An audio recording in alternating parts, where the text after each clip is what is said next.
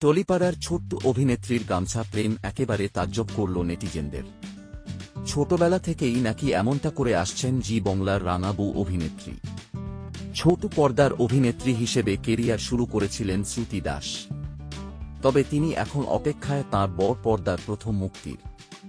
আর তারই মাঝে নিজের জীবনের একটা বড় সিক্রেট করলেন ফাঁস, যার সঙ্গে সম্পর্ক আছে বৃষ্টির। বৈশাখের আগে থেকেই পচা গরমে এক প্রকার সেদ্ধ হয়েছে গোটা বাংলা। কোনো জায়গায় তাপমাত্রা পৌঁছে গিয়েছিল ৪৫ ডিগ্রিতে। তবে তারপর স্বস্তি এনে দেয় মুষলধার বৃষ্টি। সোমবার থেকেই ভিজছে বাংলা, অনেকটা কমেছে তাপমাত্রাও। দেখা গেল বৃষ্টি জমিয়ে উপভোগ করছেন শ্রুতি।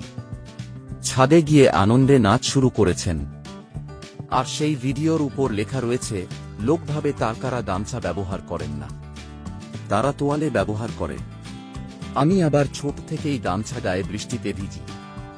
এই পোস্টের ক্যাপশনেও শ্রুতি করলেন স্মৃতিচারণ। লিখলেন, আমি ছোটবেলা থেকে আজ ও গামছা গায়েই বৃষ্টিতে ভিজি।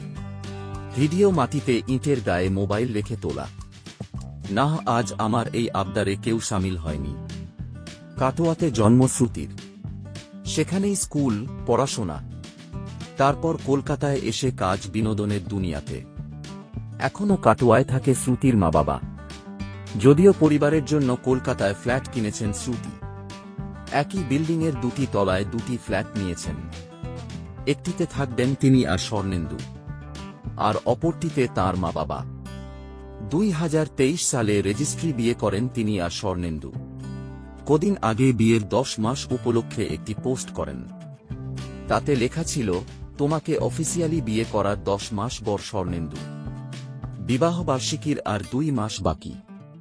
শ্রুতির এই পোস্টে একজন মন্তব্য করলেন, তাই তো তুমি সবার থেকে আলাদা। দ্বিতীয়জন লিখলেন, গামছা হলো ইমোশন। তৃতীয়জন লিখলেন, তোমাকে যত দেখি অবাক হই দিদি। একটা মানুষ কিভাবে এতটা সাধারণ হতে পারে সেটা তোমাকে না দেখলে বুঝতেই পারতাম না।